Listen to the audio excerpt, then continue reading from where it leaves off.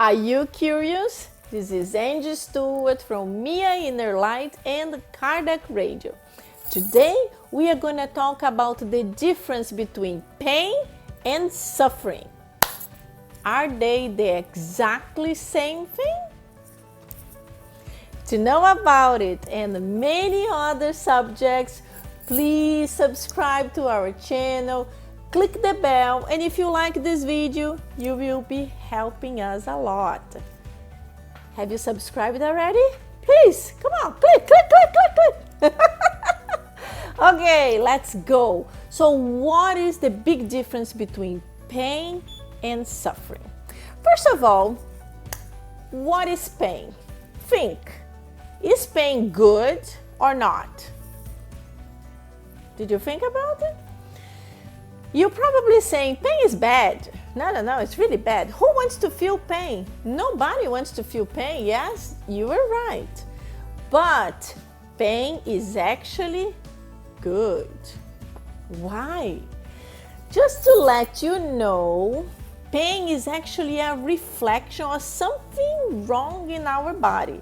So it makes us to think like, why is this happening? I need to discover the cause, take some kind of action to improve it. There is a physical disease in a body of certain individuals that they will put their finger, their whole hand on fire and they will not feel anything. And you're thinking, oh, this is actually good. No, their hands are melting down and they do not notice it. So this is for you to understand that the pain is good, is a wake-up call. Something is wrong, change it. This is pain. And what is suffering? Suffering is actually that negative feeling, that revolt against something that you cannot change. So there is something in life that momentarily you can change and you get angry. You suffer with that. You develop a hatred. You develop all these negative feelings because of something that it's impossible to change.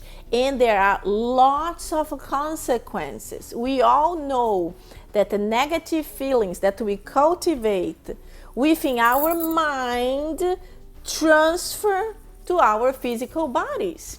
And I will tell you in a little bit a story about it. So let's go back to pain. I will give you two examples. The first one is Saint Francis of Assisi. At a young age, Saint Francis, that was so humble. This was this individual in a time that the church was just about power, gold. He was absolutely about love and total humbleness. His clothes were like so poor that the own Pope didn't want to see him because he looked like homeless, someone that nobody wanted to be nearby. And this saint man, at a very young age, developed a glaucoma. And in that time, there was no treatment. So the treatment of the time was to have a hot iron to perforate both eyes of Saint Francis. And the people mentioned that he was singing a song to the brother fire to do not hurt him too much. Imagine this man that was able to go through so much and still was so happy, loving, always helping the others when his own physical body was falling apart. The other one that's an amazing example is Chico Xavier, the most famous medium from Brazil. Chico Xavier also was a very simple man, very humble, loving, always helping others. He never had really anything. Everything he had, he donated to other people, including the 440 books that he wrote, his psychographic. All the money from those books went through many different public institutions, mostly to help the poor and also to spread the Spiritist doctrine. When he was still young, he also had a problem in his eye. It developed an infection that there was no cure for it. And in this particular day, it was a lot of liquid, a lot of discharge coming in a terrible pain. So he told to his spiritual mentor, Emmanuel, that that day he was not going to work on psychographic books because he was going through too much pain. And Emmanuel told him, Chico, don't you have another eye that is actually good? And Chico told him, yes, I do. And Emmanuel told him, so let's work. You still have the other eye. I remember when I heard this story, I was like, oh, my goodness, I don't want to have a spiritual mentor like this. That is so cruel. But in the reality, what happened is that Emmanuel, even if he was very difficult and very harsh, he could foresee the future. He could see that Chico Xavier could actually produce much faster. He could actually continue the cleansing of his physical body through that pain, working to help others.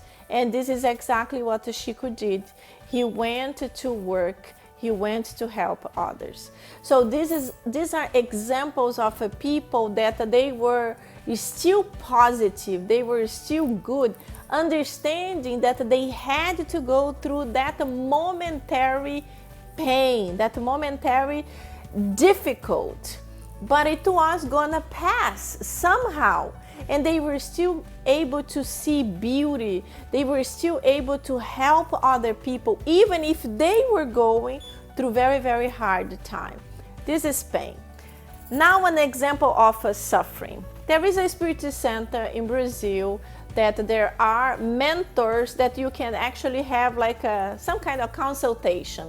And then this day, this woman who was a worker from the house, she went to talk to the mentor because she was going to have a surgery, a cancer surgery in her stomach. So it was like a very serious surgery. And the mentor told her, don't worry, you will come out of surgery really good, and you will have no much trouble after the difficult process of recovering. And then she said, oh, that's good, okay, thank you. And then he said, but I see a lot of hatred. I see a lot of envy. I see a lot of negative feelings around you. And this is the cause of this cancer. And then she was like surprised. And then he told her, you have to exterminate this hatred, these negative feelings. If you don't do that, you will be cured from your stomach cancer, but the cancer will come back again in a different part of your body. Do you understand it? And then she told him the story, why she had so much hatred.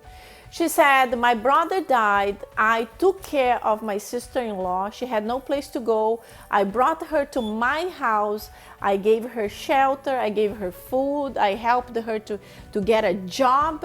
And what she did? She ran away with my husband. So I have these negative feelings towards both of them because I cannot forgive them. I did everything I could to help her, and that's how she paid me back. And then the Spirit told her, I understand you, but you have to finally put in your mind that the forgiveness is for you. You have to forgive them because you have to be free from all this hatred, all these negative feelings. If you cannot do it, be prepared to be soon here in the spiritual plan with me. She was like shocked, and he told her, I'm deadly serious. The cancer will come back in another part of your body. You do not need to be friends with them, but you need to understand that you need to forgive them and open up your eyes to what is surrounding you. Maybe there is love somewhere else, very close to you, but you are blind in hatred. So that's the difference between pain and suffering. See you soon.